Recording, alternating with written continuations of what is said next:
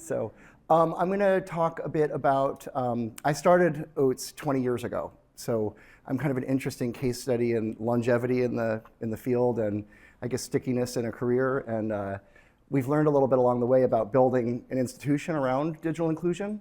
So I'll give a little bit of the history of that, and then I'll give a little snapshot of what we're doing kind of today.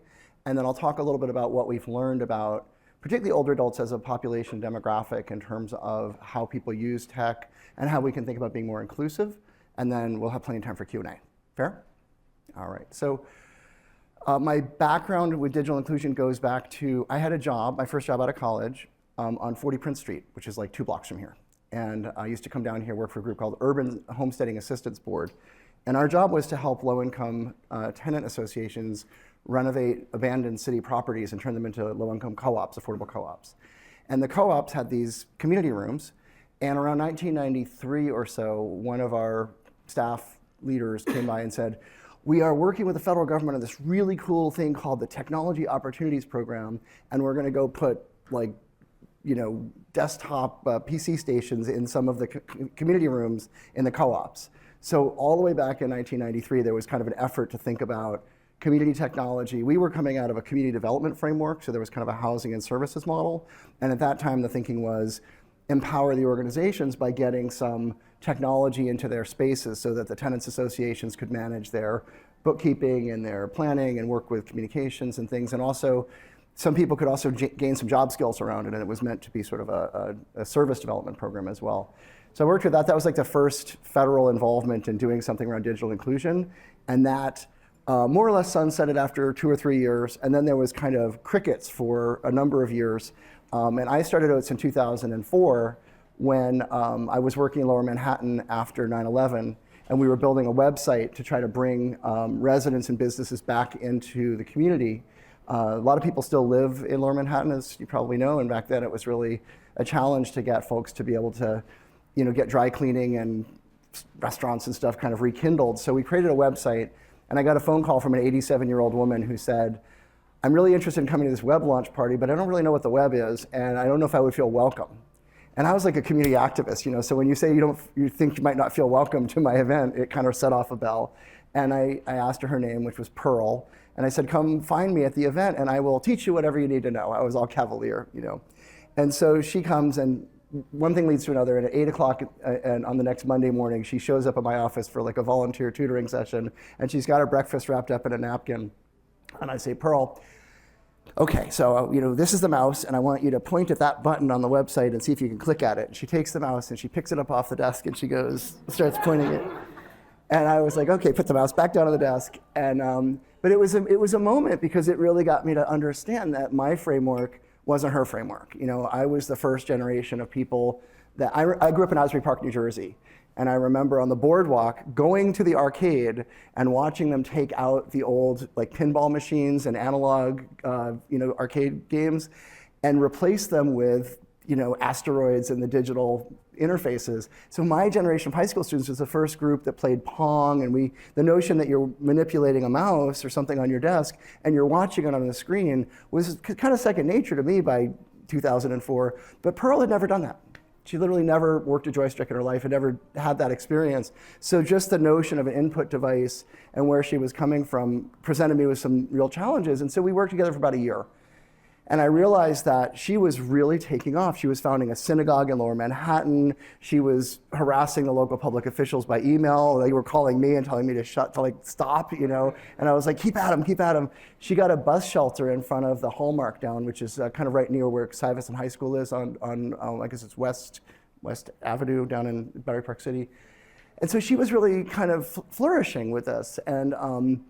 And so I looked around to see what other organizations were working on it, and there aren't a lot of resources for older people trying to get online, which is sort of strange because you think about what old folks are dealing with around mobility and social engagement and economic security and how many resources technology can put at your fingertips. But there's this kind of adoption curve, and older people tend to be on the back end of the adoption curve. And in 2004, only 26% of people over 65 had ever been on the internet. Which is like about a third of the rate for younger people. So I sort of started OATS to try to address that. I was in Park Slope at my kitchen table with my puppy, who then grew into full dog adulthood and has since passed on, but OATS is still here. And the first thing that we did was what today would be called co-design. I saw some people that do UX design here. And I didn't really know how to get something started except to go talk to the people that were the kind of target population. And so I went to the housing groups that I worked with. I went to the resident groups that kind of were the leadership groups. And they were almost all people over 60. And they remembered me from housing, so they said, yeah, we want to work with you on this new project. They didn't really quite know what I was trying to figure out. And I sat down and said, what do you want to learn? And then more importantly, how do you want to learn it? Like, what's the right way from a format standpoint to bring some technology in here but give you a positive experience? There already were curriculum that showed people how to use the internet, but they were written by, forgive me for the reference, they were written by technology people. And so the first 50 pages were things like how to resize your desktop icons and what the parts of the computer, like that's really important to know, and file management and all these kind of kind of engineering sort of topics. But none of it talked to you about like what is the internet, what is the web, and how do you get email, which is really what people wanted. And so we sat down from scratch and said, well, let's start with that, and how can we get you as quickly as possible to a successful experience. And the courses that were being taught at the time were in the Housing Authority. They were taught every week for 3 hours. It was a 3-hour session. So you went from 2 to 5 p.m. and then you went back a week later, and people had taken the classes, and I interviewed them, they said it's overwhelming. 3 hours is too much. And by the time we come back a week later, we can't remember any of it, and we don't have any real opportunity to figure out how to practice. So we kind of observed people learning, and the men can go for about an hour and a quarter, and then they start peeling off to go to the bathroom. And so that became the limit of the class. Like, let's do an hour and a quarter of classroom time. And then since people need the reinforcement, let's teach twice a week. And then we said, how much, could you afford a class? Could you pay for it? What's the finances around this? And the vast majority of people said, we're already, on fixed incomes. If we want to start using technology, we have to maybe buy a computer or pay for internet. It's overwhelming. And so it's a real barrier to have to pay $20 or $50 or $100 for a class. And so I made the commitment to try to do it for free at the time. And the funders we talked to said, I had funders say, we're not going to give you money because you're giving it away for free, and we don't think you'll sustain the operation. And here we are 20 years later. Many of those people have since retired. But we were able to figure out a sort of revenue model coming from mostly small, like nonprofits that needed community programming. And you would show up and sort of provide a tech program for seniors in their centers, and they would write us sort of small checks, $15,000 for the summer, and we would deliver a class. And I worked with a lot of high school students. So we kind of got it off the ground with this very adaptive curriculum focused on the basics. And it went for 10 weeks. People stretched out for 10 weeks and came to the classes, and we had 90% graduations from people. They really loved it, and they really participated. The curriculum was really oriented around what people wanted to learn, and then people started building community out of that. The second level of curriculum that we ended up teaching was not intermediate technology, it was workforce technology, because I asked people why they were there, and 60% of the people in the room said they were looking for jobs. And today the numbers have changed a bit, partly because we're working with a broader population out there, but still between 10 and 30% of older adults that are trying to get online are looking for some way to increase their household revenue, whether it's a job or it's entrepreneurship or it's gig economy or it's managing finances. And so we really ended up focusing a lot on sort of how people use tech for financial purposes. And that became a popular program around the city. We started teaching all over New York City. And then the second wave of federal funding hit. So for some reason, every time there's an economic crisis, the Department of Commerce gets excited about digital inclusion and decides to expand broadband in America as part of their stimulus program. So in 2008, in the Obama era, there was an effort to build more stimulus efforts, and they increased broadband around the country. And as part of those funding patterns, they added money for computer centers and technology training. So for the first time after we started OATS in 2004, it's almost 10 years later, we suddenly had access to some federal dollars that might be able to give us resources. We got the city of New York to apply for the grant with us as the sole partner, and then we put up all the matching funds at OATS because everything we did was sort of match eligible. So we got the grant, and in 2013, we opened our first ever center for technology for older adults. It's actually the first technology-themed community center for older adults in America. We did a lot of research. We've never found another one that was there before. And we were very excited about that. It's on 25th Street. It's still there. We are moving it to 30th Street this year. So if you want to see it in transition. And we continue to teach free classes there. And instead of calling it the OATS Center, we realized that people were coming and they wanted to learn the technology, but they really wanted to connect to each other. You know, they were taking a class and then they were coming to me and saying, I went to the OATS website and I don't really understand like what I'm supposed to do with that. And I said, well, you're not supposed to go to the OATS website. It's set up as more of a corporate nonprofit website. And so we needed a place for people to go. And we created Senior Planet as a kind of landing place for older people that wanted to do something cool. I was listening to hip hop music at the time, and Fear of a Black Planet was the album of the year or something. And I was like, that's so empowering, you know, Senior Planet, like we're taking over and we're gonna, you know, make it ours. And so we called the center Senior Planet, and it was like a resounding success. We got lots of media, we got people from all over the country to come visit, and it really started to create some momentum around what you could do with older adults learning tech. Not so much just because the classes were interesting, but more what people were doing with it. I remember I set up in the corner there with my laptop a lot, and I would just kind of observe and commune with people and find out what they were doing. And a woman pulled me aside after the first quarter or so, and she said, I love what you're trying to do here. And the language was important. You know, it wasn't like, I love the class and I learned from Johnny. It was like, I get that you're trying to do something special, and I feel that, and I care about it. And so, you know, somebody came up with the slogan, aging with attitude, and that went right up on the wall. It was like, kind of characterized what we were talking about. It was like, come in here, use the technology, but it's not about the tech. And increasingly it became about these amazing stories that were emerging, you know, people starting businesses and people, finding old army buddies from the Korean War and doing reunions, and people writing memoirs and story events. And people, like one guy wrote a musical play. I guess it was a musical performance that he wrote, and it was before the movie came out. It was it was called The Green Book, where people would go around the South and you couldn't stay at regular hotels.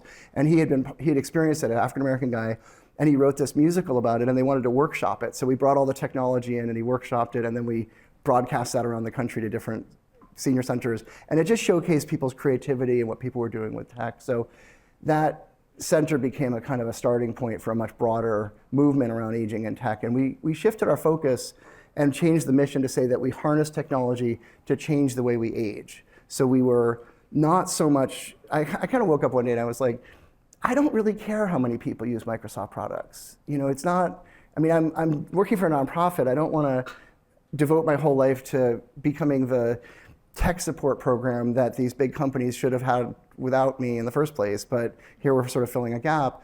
What's really exciting here is that there's the longevity revolution happening at the same time as the technology revolution. We're adding all these years to the human lifespan. And I think sometimes about it a little bit like Battery Park City, because when the city of New York began digging the subways, they had all this extra dirt and they just threw it over on the Hudson side of Manhattan downtown. And it was just this big open field that was new, that wasn't even there 20 or 30 years before, but suddenly we had all this land available, but nobody knew what to put there. It was completely new. And so we started doing kind of urban planning processes around it. And eventually they came up with Battery Park City, which was a pretty good answer to the challenge at the time. And I think about aging a little bit that way. You know, we've added all these years to the human lifespan, but we haven't yet really started filling in what we're doing about it. You know, older adults are doing all sorts of cool stuff, and they're racing, golf carts in Florida, and starting, like 60% of new entrepreneurs are older, and they're carrying their communities and doing all this cool stuff. But we don't. All of our education funds are front loaded in our lives, so people don't really tend to naturally go back to college at 60, which would make a lot of sense these days. A lot of our service programs are oriented around kind of frailty and dependence, but that's just not really that doesn't capture what's really going on for people. And so the technology creates an opportunity to do more and do better.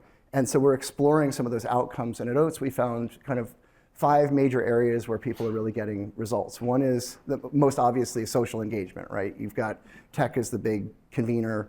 So we have millions and millions of people coming on for Facebook and things like that. But you also get financial security, both income and managing household finances. We did a project at Queensbridge Houses where we knocked on every single senior-headed household door in Queensbridge, which is like the largest public housing program in North America. And we asked people what they wanted, and a lot of them wanted financial security training, and virtually no one had ever done a household budget. And so we actually designed a kind of budget and financial program together with people. We got it funded by a local bank, Citi, in that case, and built this really cool program that people really use to help manage their finances. And people had never looked at their income and expenses and had a chance to do that. So a lot of it was really empowering. We found real opportunities in health, of course, health and wellness and fitness, and then creative expression and civic participation, which is kind of being politically active. That initiative grew to first a statewide footprint. We started looking at other states, and we began expanding. We expanded into Denver, where we started another center. We expanded into Texas and San Antonio, and Maryland in Montgomery County. And about 6 years ago, we had been working at it for about 4 or 5 years and grown quite a bit, but not hugely. There's not a lot of resources available for this stuff. There's no national program for tech and seniors. So we were kind of cobbling together funding from New York City and San Antonio and private funders and banks and whoever we could get it from. We got a call from AARP, and they were saying, we are looking for ways to expand our program capability, and we don't want to have to invent it from scratch. We're looking for nonprofit sort of affiliates, almost like a corporate merger, but in the nonprofit sector, it's an affiliation. And they selected us as a partner, and after a year of negotiating, we decided to become an AARP affiliate. There's only 4 affiliates in the nation, and we're the only tech one, so we have a kind of a lane there. And so I'll snapshot to the present. Our impact has grown almost 20 times from before in 2019, before we joined up. Now, part of that is because COVID happened and Zoom happened. So our channel became much more robust, and we were able to get our curriculum out to 500,000 people that we couldn't reach every year now. Last year, we served 670,000 visitors. And about 500,000 roughly were in the online space. So we have Senior Planet is no longer just a center, it's seniorplanet.org. And all the way through to the current day, we still don't charge older adults for classes. So if you or your elderly friends or relatives want to go online tonight and take a class, or tomorrow, yes. How old is an older adult? We like to let you self-define. So we target people over 60. The average Senior Planet participant is between 70 and 75, depending on the location. Online, it's about 70. In person, it's usually 75, 76. But we allow people 50 and up to join classes in person. We don't check IDs. But we do try to celebrate aging. So we tip our orientation toward the older population, around 65, 75, because that group often doesn't get programs in the aging space. There is more available for people in the 50 to 60 crowd. So they're, served. So Senior Planet is, you don't have to have registration. We are redoing the website this year. I think we're still not gonna have registration. We want it to be as friction-free as possible. If you go to the center on 25th Street, you'll notice there's no elevator because we wanted it to be fully accessible from the sidewalk. The new space on 30th Street, no elevator because it's fully accessible from the sidewalk. We opened a center in Miami and Wynwood, which is a very non-traditional place for a senior technology program, but it's also a really powerful statement about where the center of Miami's creativity and technology programming is. So people said, why would you do something for older adults in Wynwood? It's like where all the cool young people are. And I was like, because people like you are gonna ask that question. And it really challenged people to realize that Miami is not just rich in this neighborhood and poor over here, it's so segregated. There's a huge number of people living in those communities that are getting kind of pushed out or gentrified, and they're looking for programs. And so the center of Miami is double the numbers that we were predicting, and it's challenging New York for, we're getting about, I think, close to 100 people a day come in through there, and we have incredible testimonials, and the city of Miami has a thing called Tech Equity Miami, which is a neat funding model that brings together corporate funders and community partners. And so they gave us some money to do a project on small business that's partly funded by JP Morgan Chase this year. And there's just been a lot of momentum going in there. And the mayor's office is bringing people from the Parks Department, and there's a lot of vitality there. So we've got the website. The website has a call center associated with it. So if you go to seniorplanet.org, I never remember the name of the number of the call center. I don't know why I have a mental block about it, but it is on the front page of the website. It is free. 9 to 8 p.m. 9 Eastern time, people can call with their tech questions, and we don't. And so, you ask, what is a tech question? It's like, you let me know what you have, and we'll see if we can come up with a solution to it. And people seem to really benefit from it. I get a lot of postcards and emails from people saying, "Oh my God, they were actually patient with me, and they helped me solve the problem." And it has become a real resource. We serve tens of thousands of people a year on the call center. We have 160 locations where OATS personnel go out and teach around the country, typically around where we have the centers. So New York, Denver, Miami, Northern California, San Jose, Montgomery County, San Antonio, did I say that already? And those are the main areas. And then we realized that we have more resources available than we can specifically deploy with our staff. We have like 2,500 pages of curriculum. And a lot of it's more than half of the curriculum is available in Spanish and Chinese. And now we've got Vietnamese and Haitian Creole to add to it. So there's a lot of content available. And it would be irresponsible of us to think that our staff should be out there only teaching that curriculum and no one else could ever use it, right? Because there are 11,000 senior centers in the United States alone, not counting low-income housing developments, multi-service agencies, health organizations that are out there. There's just an endless group of community partners. And so we created a thing called Senior Planet Licensing that originally we were trying to figure out how to get the partners to pay for it. That turned out to be, again, challenging because a lot of the best partners are the ones that have the least money. So we decided to make that free as well. So now we have 480 community partners in 37 states that license our curriculum. We give you a 5-week training, and then once we're comfortable that you know the curriculum and the model, you get the curriculum. It just downloads all the materials, the outreach stuff, the translations, the trainer guides, and then people report back how many people they served and satisfaction around. We use a net promoter score measure, which is kind of a corporate way of measuring whether you like it or not, and then we do some surveys and research around that. So. We've got a huge kind of what I think of as a pretty robust community site program as well. And we work with AARP, so we get to work with all 50 state offices. We get to work with their team in Washington where we want to. They're a little bit more bureaucratic than we are, but they're also doing really great work, and they're really true believers in trying to help older people succeed and get access to more resources. So having them kind of supporting us financially a little bit, and then also really being good partners for a lot of the programs has enabled us to reach a lot more people. So that's the arc of OATS. That's a snapshot of where we are. The new headquarters is on 30th Street between 7th and 8th. We're up there Tuesdays and Thursdays working our butts off. And so you got me on the right day of the week here. And we also have the center that's going to be opening on 30th Street, moving from 25th Street, which is also free of charge to people and available for folks. We do a lot of research, so I could talk about data and research as well. And then just very briefly, I think I have 3 minutes. Am I doing okay? My timekeeper's wandered out of the room, so I'm doing fine. Tom, are you awake back there? All right. It's bad when the timekeeper's sleeping. And so what we've learned around sort of special considerations with older adults, we're doing a project right now where we're interviewing gerontologists, and people often say, "Oh, I've developed this new app or this new device," and you say, "Oh, that's wonderful." And they say it's for seniors. You say, "Oh, that's great. Tell me the story of how you came to develop this thing."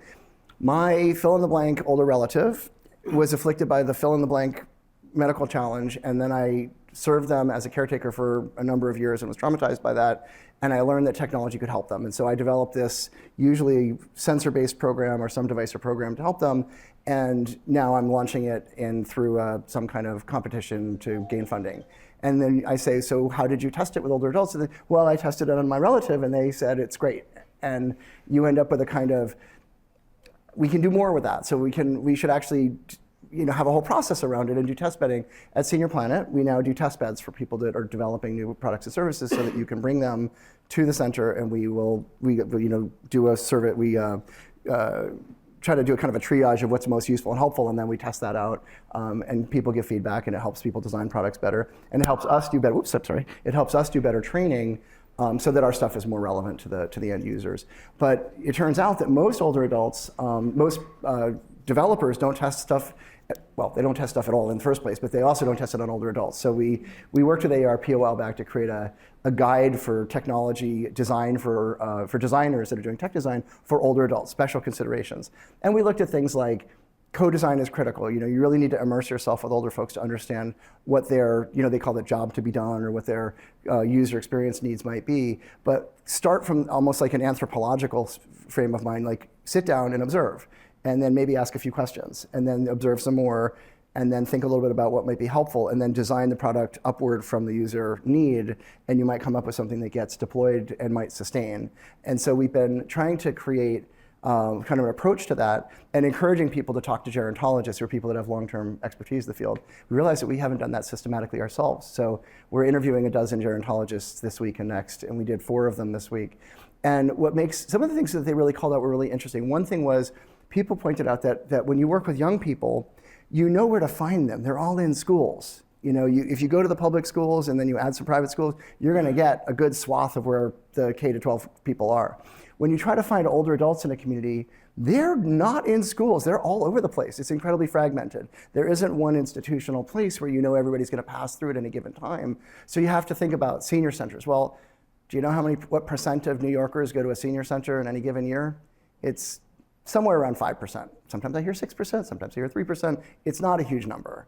And so most older adults are not in the senior centers. And they're in community sites and things like that, but they're not always in institutional spaces. And so you have to find different throughputs to get people in various different places. So the licensing program that we have, we license to any non-commercial entity. So we've got libraries, we've got housing groups, we've got YMCAs, we've got urban league groups, we've got anybody who can put 25 older adults in a room, we'll work with you. But part of the model is you have to find the channels that are really diverse to reach people. Secondly, there's an enormous hunger and demand for focusing on health and wellness.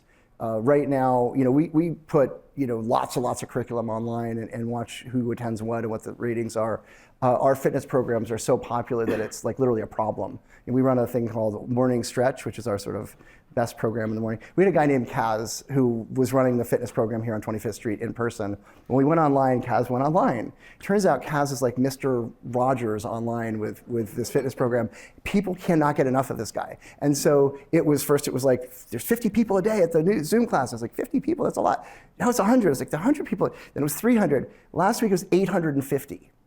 Like, it's just really a very popular, and it's called Morning Stretch. People go on, they love the program. You got to see him. He's like kind of Eastern influenced, but he also does a little martial arts stuff.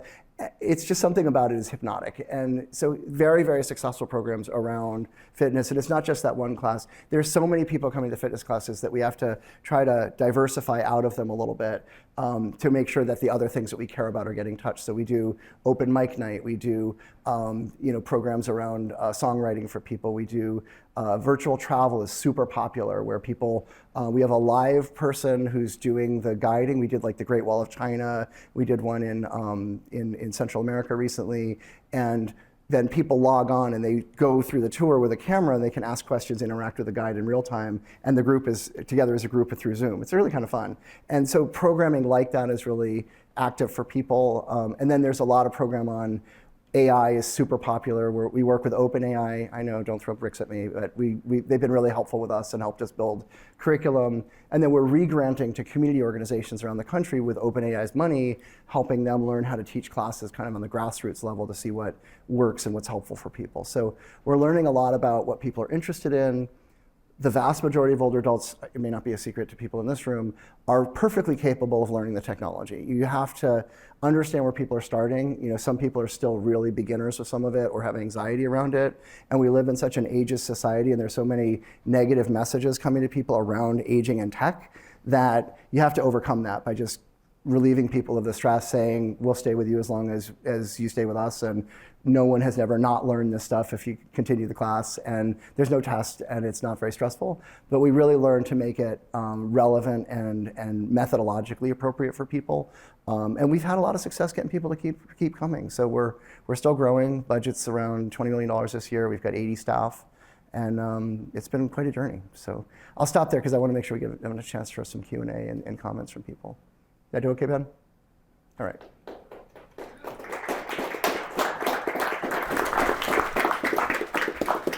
All right. Thank you so much, Tom. We've already got a lot of questions online from YouTube. We'll be able to take questions until about 8:30. So thank you, Tom, for giving us a lot of time. Sure. Anyone have a question here in the room first? Jolie. Oh, go ahead. Here, I'll let you do it. We'll take it to Jolly back here. Okay, let me just switch the camera here. There, I did it. Our focus of this group is accessibility and disability. Yep. And, the growing population of people with disabilities is obviously the aging population. Do you have any particular programs to help people deal with, oncoming disabilities and learning to screen readers or cognitive disabilities? We do. It's relatively limited at OATS, and I'll explain why. We do programs periodically around adaptive devices. We'll do a session where we'll bring people in that are experts in hearing adaptive devices or visual impairment resources for people. We'll do workshops on it, but people sort of come out of curiosity. The most popular of those programs is around hearing, which seems to have the largest kind of most broad impact for the population that we're working with. And we also train people, all the volunteers and the center staff, to be good with adaptive devices on phones and on the PCs and laptops. Most of the things that we come up with are of the level of challenge where there's somebody that has an impairment, but they're still able to show up at the center by themselves, and so they're mobile, they're able to function in a group, but they may need a higher contrast keyboard or higher contrast screen setting. They may need seating at the front of the room, or we'll set somebody up with a mic and a headphone set so that they can hear the speaker better. And then we get to the point where you've got people that have more severe impairments. And our position on this is that disability and aging are kind of sister enterprises, but they are separate in some ways. And I have a pretty severely disabled teenager that I am a caretaker for, and she's 18 years old, and she's dealing with a lot of the issues around disability that older people may have around mobility, but that has nothing to do with her age, right? But they're all dealing with wheelchairs and elevators and the kinds of things that we're handling. I spent some time at the Lighthouse Guild last week, and we did a tour there. And when they mentioned Ira's I don't know if people have ever used Ira, but I think Ira is one of the coolest things in the world. It's just, it allows you to, you kind of tip it or turn it on, and there's a live person looking through a camera that can tell you what you're looking at. And I've walked around Manhattan with a friend of mine from the CTA Foundation, Matt, if anybody knows him, and he showed me what Ira was showing him. And so some of these accessibility tools are amazing, but they're very distinctive to the user, and there are organizations that are really good at deploying them, that are expert in that. So what we've done is worked with groups like Lighthouse Guild, or have come in and do workshops, and we'll do a lot of back and forth handoffs where somebody needs the expertise that they have, and it's beyond our scope to be able to deliver it well. So we know where to go with something, and we know how to support the network, but we try not to overreach with what we're doing and try to do their work, and they tend to bring people to us when they know that they're feeling it as an aging person as well as somebody with a disability, and we're really celebrating that aging experience for people. So it's a pretty good collaboration, but it's not a specialization of ours. Great, thank you. Now we're going to take a question from out there on YouTube. How can we volunteer with this program? How can you volunteer? So the easiest way to follow up for random questions, and that's not a random question, but for things that I don't have a resource in front of me for, is if you email info@oats.org, you will go to the central mailbox, put at the top, Tom said to email you about, and you will immediately get their attention, which they would anyways, but it's always helpful. And so we do have volunteer opportunities. They are often at the centers, and so if you're located in New York and you want to come to the center and do some volunteering, we definitely work with volunteers. I will say that we tend to use volunteers in a pretty intensive way, so people often come in for like 10 hours a week or more, and they get trained and they're responsible for really doing different elements of it.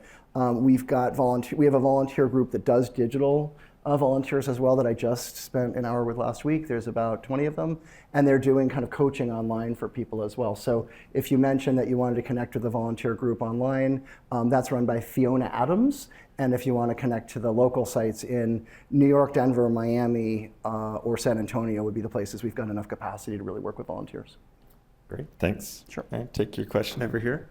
And we use corporate volunteers as well. If you work for a big company and you want to volunteer, we will ask your company to write us a check, and then you will have the opportunity to volunteer. Welcome to sustainability. Well, that is a good way to get funding and stuff like that, which you mentioned earlier. I was just curious because you mentioned having a hard time identifying where to find older adults in general. Do you guys consider partnering with community-based organizations in different neighborhoods? You tend to find this more in the outer boroughs than Manhattan.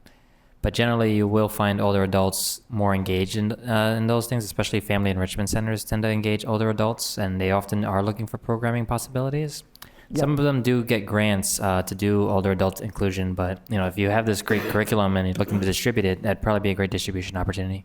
That's a great idea. We do a lot of work with, we have a kind of a roster of community organizations in all 5 boroughs that we work with in New York. We work with I think currently about 45 groups in the city every year. But there's a lot more groups that we're currently connecting with. So if there's somebody in a neighborhood that you think is particularly a good fit, send them our way, and we'd be happy to. I've got a team that goes out and does the kind of vetting. And have you guys tried the community boards route? We don't need to because we've got too many partners that are already out there. I mean, I used to be on Community Board 6 in Brooklyn, so I know the networks. We also work a lot with the Department for the Aging in New York, which is sort of, there's 230 senior centers in the city. They have a whole sort of list of them, and then they sort of prioritize based on both capacity on the one side, but also need on the other. There's some of the centers don't have any resources like outside, so they'll. The idea is to let them know about this resource because I'm from Brooklyn Community Board 5. Yeah, give them the mic. The idea is to spread awareness of the fact that this is an option because I've never heard of this program and I'm involved with Community Board 5, which has one of the larger populations of older adults. Oh, we'd love to. I mean, Yeah. send a note and we'll send a person to give you a presentation. We've got a guy. We've got a guy that does that. Perfect. And Making I'm sorry that we're connections at our meetup. You're right next door to Great. us. Yeah. Oh, sorry. So we have a question from online. This is from our technical audience. Is the curriculum available in a way that is Web Content Accessibility Guideline AA compliant? It's a good question. I knew I was going to get this one. We teach, the curriculum that's downloaded is taught in classrooms with books. And so people print it out. We have had many places that do sign language interpretation in the classroom. We have places that do that do printouts with different size fonts and things like that. But it's really a paper curriculum for that purpose. The online classes are Zoom, and so we're limited to some degree to the capabilities of Zoom, but the captioning is available, of course, and things like that. We don't get a lot of requests for additional adaptation from that. The website itself conforms somewhat to the more modern versions of the adaptability standards. And I work with the AARP team. I was just down there harassing them about this last quarter because I knew I was going to come here and talk to you guys. And so I went and talked to the guy that runs the AARP website, and he said, these are the various things that we've been doing to upgrade it lately, so they're making an effort. I don't think any of us are there yet in terms of the level of website adaptability that we think we need to have, frankly. Okay, take the question here. The new center that you're opening, is that larger, more services? What's the difference? The new center you open on 30th Street?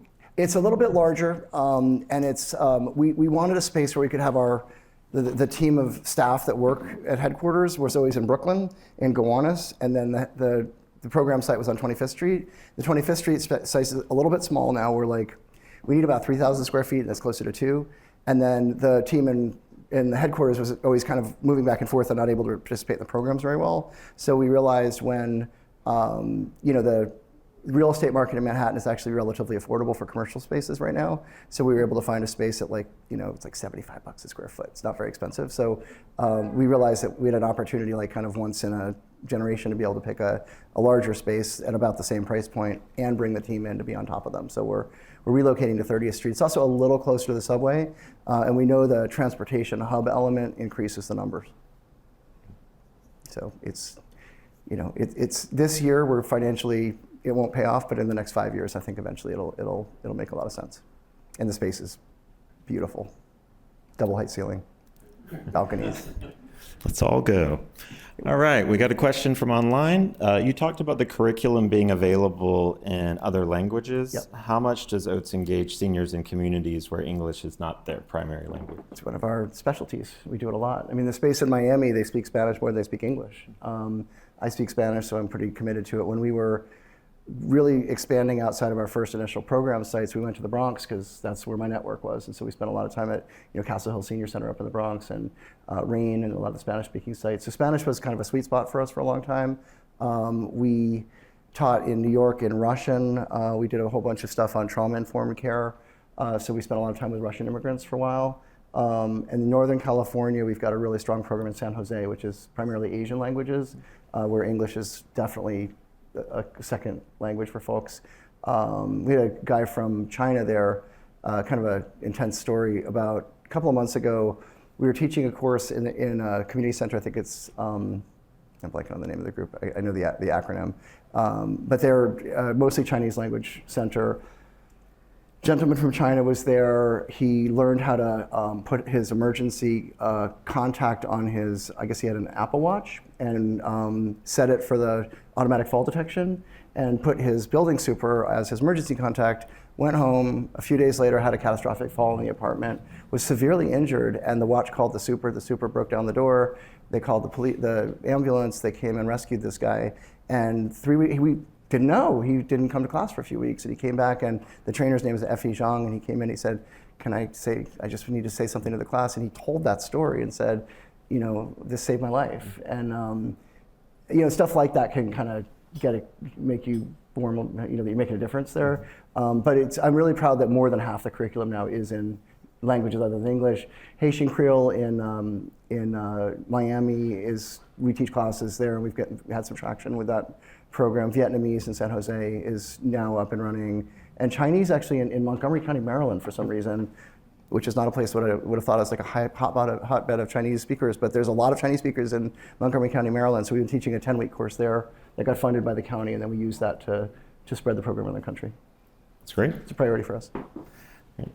Eric. Yeah. Thank you for this talk. It's been incredible. I'm curious if you think there's a future where tech companies are doing more to proactively design for aging populations, and if there would be partnership with you all of like sharing best practices or being able to have a relationship with this community and share feedback in a more directed way.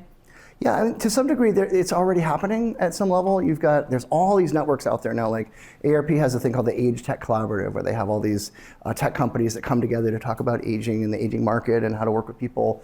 They've got access to startups. The startups are coming in, getting startup funding and pitching things, and they're getting, able to accelerate programs. So there's something happening there. New York City, there used to be a group called Aging 2.0, which was an international network of groups that were promoting sort of age-positive corporate and tech programs. And they had a lot of sort of pitch events and programs where companies were coming in and interacting with them.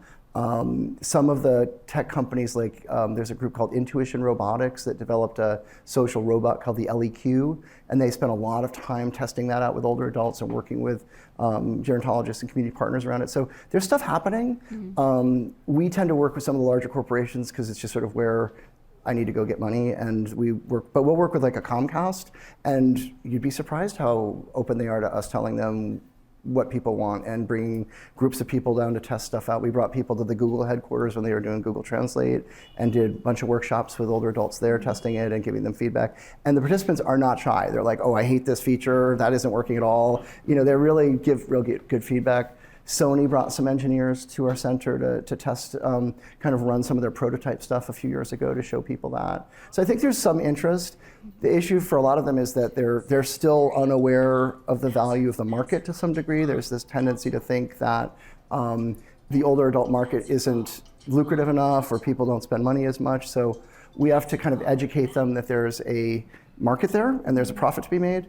Regulation matters to some degree. So if they're in a regulatory environment, the telecoms companies particularly, but the health companies. So Medicare Advantage now has a requirement that they have a health equity component to their Medicare Advantage plans. So if you are trying to access your health information or your health services, and there's a disparity that can be identified with a specific demographic, then they're required to address it. And if they don't, it dings their star rating, and the star rating triggers the reimbursement rates from CMS.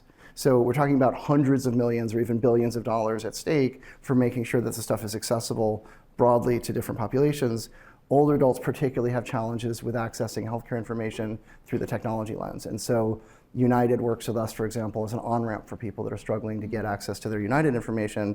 They just send them to us and we train them how to use the stuff, and we put them on the hotline and make sure that they can get access to the stuff. So it's valuable for them. It allows us to reach more people with the services and programs. So it is happening a little bit.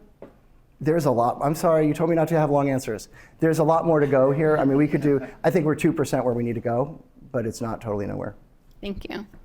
Sorry, Ben. I promised you I wouldn't do that. He said like 1-minute answers. Yeah, you're doing it. We have so many questions, which is awesome. So let's take this one here. What proportion of engagement is in real life versus virtual or like online? About 80-20 right now. Okay. Roughly. It could be 75-25, something like that. So it was lovely to hear about this whole evolutionary arc and how somewhere in there you discovered for yourself the beauties of essentially what we would call UX research and user-centered design, and how that was kind of a revelation. So that's lovely to hear. But then you said something in passing, and I was, I figured you must have some reason for saying this. You said that adults age 60 really should be going back to college. Yes. Were you just tossing that off, or is there something behind that? No, I think that, I spend a lot of time with people that are that are more sort of broad geriatric experts or gerontologist experts that are studying sort of human life patterns. And what we're finding is that I'll break my own rule. Oops, sorry. I will not touch the microphone again. I'll break my own rule and I'll reference my own family for a second. My grandparents, when they turned 60 or 65, were thinking, oh, our life expectancy is maybe another 10 or 15 years max. And so they were already looking to kind of wind down their careers and see about a little bit of maybe 5 years of leisure before, their health may start to fail. And today, not only the lifespan is a lot longer, but the health span is a lot longer. People are more able to get around. Mobility is a lot better for people, despite the fact that a lot of people are struggling financially and are, need a lot more help. There is a general population of older people that are thriving, and yet they're reaching there's a tendency for a lot of people to reach the sort of late career phase in their late 50s and early 60s where they may be kind of done with what they've been doing for the last 20 or 25 years. A lot of people are, union employees, they get their 20 years in. I can't tell you how many bus drivers and school teachers and folks that we teach that come in looking for their sort of next act. And they're not able, it's not traditionally normal for people in America anyways to then say, okay, now I'm 60 and I'm going to retire, so I'm going to go for a 2-year college program now and enhance my skills for the next phase that I'm going to do. I'm particularly interested in woodworking, right? So if I was going to do my next phase, I would go take a woodworking and design class to be able to build furniture. It's what I'm interested in. But there isn't there's not like a big swelling of people going to do that, and there isn't a lot of government funding and loans and Pell Grants and stuff that are designed for people in their 60s. There are schools that have programs for people that are older, and there are a lot of older adults that are going back to school despite the tendency of the sort of oddness of sitting next to a bunch of 25-year-olds in the classroom. But I think it would actually be a good pattern for us to start building more infrastructure for people to be more intentional about building their skill set for the next phase of life. There's an organization called Modern Elder Academy that's in Santa Fe and down in Baja, California, that does amazing sort of next phase visioning programs for people that are looking for their next kind of project or something to work on. And there's also stuff around social connection. The data around social engagement for older adults is really pretty stark. And so a lot of people, you see your social networks attenuating because friends die, you leave the workforce, so the workforce relationships start to go, your kids move away, so the parent relationships that you might have had start to evaporate or attenuate. So we need to actually add more energy into building social contact for people, and we don't have systems for it. There aren't like a natural, it's not like, oh, everybody goes to camp in the summer. So we need to find ways to do that. I don't really know the answer to it, but I'm sort of alluding to this notion that we need more social infrastructure. I could go longer, but I'm not allowed to. Ask me a follow-up. Come back with a follow-up. Yeah, we'll go back to online. We did a 1-week camp for older people where they made friends using technology, which was really cool. It's called Senior Planet After Hours. So we're trying to do that kind of stuff. How many people were at? It was limited to 12, but we could do it. I would do it 1,000 times if we could. I loved it.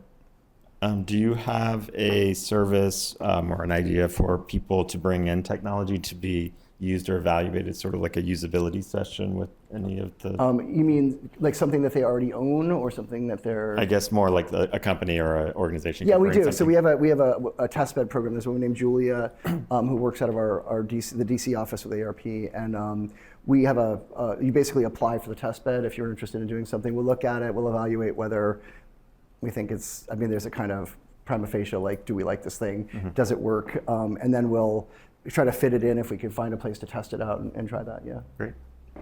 Take a question from the back. Do you see AI bots with generative AI where special LLMs are being designed for older people to learn courses and expand the technology infrastructure to have more people doing your programs? I do. Yes, so that is one of our competitive set challenges. I think the AI bots are, to the extent that if something is getting solved, then we don't have to solve that, we can focus on something else. And there's a fairly large kind of landscape of things that we'd like to be working on. So we just were doing a planning session today, and the staff upvoted and downvoted the priorities for the year.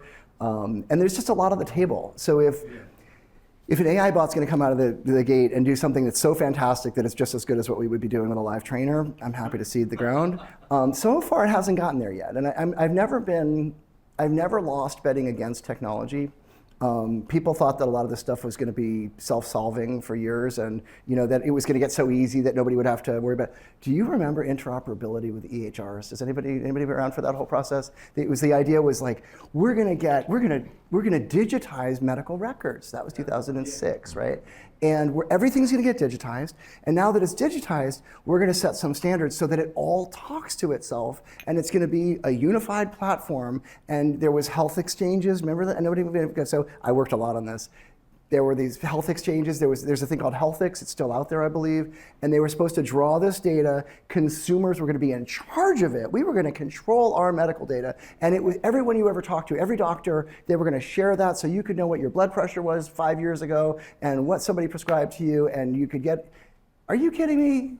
None of that stuff got solved. And we were still like, you can't get access to anything. Like, I can barely get my doctor to answer my, basic questions. And so the technology solution, I'm still waiting for my self-driving car to get me to the Catskills. There's a lot of stuff that hasn't eventuated. I'm not yet worried about getting outcompeted by the tech industry. Maybe that's an arrogant answer, but it's just been my experience. Well, on that note, I have a good staff, a good team. I think that's a great place to end the presentation, tonight's Q&A. So thank you so much, Tom, for the presentation. It's been a lot of fun. Thanks for having me. Website, oats.org for corporate, seniorplanet.org for participants, info@oats.org if you have a general question. And I'm on LinkedIn if people want to send me messages, but I'm totally crappy about answering them. Just info@oats.org, you get to me.